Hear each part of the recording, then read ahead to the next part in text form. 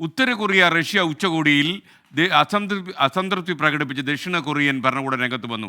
Kim Jong ഉന്നുമായി പ്രതിരോധ കരാർ ഒപ്പുവെച്ച റഷ്യൻ പ്രസിഡന്റ് വ്ളാഡിമിർ പുടിൻ്റെ നടപടി വളരെ ദയനീയമായി പോയെന്നാണ് ദക്ഷിണ കൊറിയയുടെ പ്രതികരണം.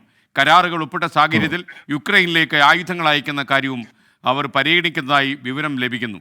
അതുപോലെ ദക്ഷിണ കൊറിയ കൂടി ഒരുപക്ഷെ യുക്രൈന് സഹായകരമായ നിലപാടെടുക്കും, ആയുധങ്ങൾ കൊടുക്കും എന്ന കൂടി വാർത്തകൾ വരുമ്പോൾ മധു കൊട്ടാരക്കര തത്സമയം അമേരിക്കയിൽ നിന്നിച്ചിരുന്നു. മധു, ഗുഡ് മോർണിംഗ്. മധു, എന്താണ് ഈ വിഷയം?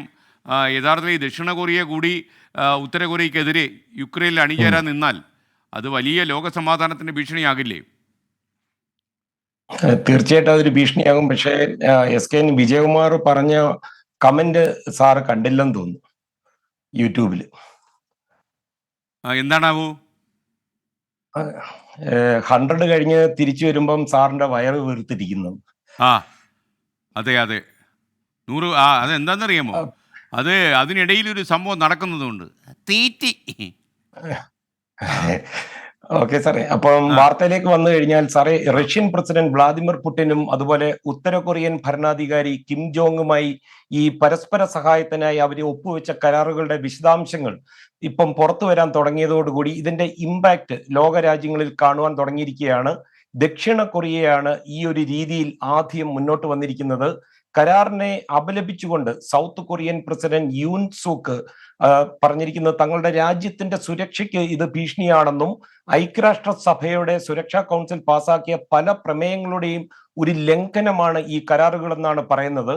കൊറിയൻ യുദ്ധവും അതുപോലെ യുക്രൈൻ യുദ്ധവും ഒക്കെ തുടങ്ങിയ ഇത്തരം അധിനിവേശ യുദ്ധങ്ങളൊക്കെ ആരംഭിച്ച ചരിത്രമുള്ള രണ്ട് കക്ഷികളാണ് ഇപ്പോൾ പരസ്പര സൈനിക സഹായം എന്നും പറഞ്ഞ് ഈ വാഗ്ദാനമൊക്കെ ആയിട്ട് വരുന്നത്. ശുദ്ധ അസംബന്ധമാണെന്നാണ് അദ്ദേഹം പറയുന്നത്. അന്താരാഷ്ട്ര സമൂഹത്തിൽ നിന്ന് ആക്രമണം ഉണ്ടായേക്കുമെന്നാണ് ഈ കരാറുകൾക്കായി ഇവർ പറയുന്ന ന്യായം.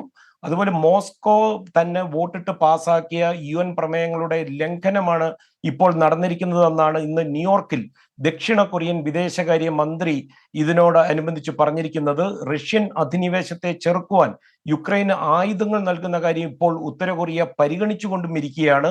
അതേസമയം പുടിൻ കിമ്മുമായി ഒപ്പുവെച്ച കരാറിന്റെ വിശദാംശങ്ങൾ പുറത്തു വരുമ്പോൾ ഏതെങ്കിലും ഒരു രാജ്യം ആക്രമിച്ചാൽ ഒരു യുദ്ധത്തിലേക്ക് അത് മാറുകയാണെങ്കിൽ ഉടൻ തന്നെ മറ്റേ രാജ്യം സൈനിക സഹായവുമായി ഉടൻ എത്തണമെന്നാണ് ഈ കരാറിലെ പ്രധാന കാര്യം.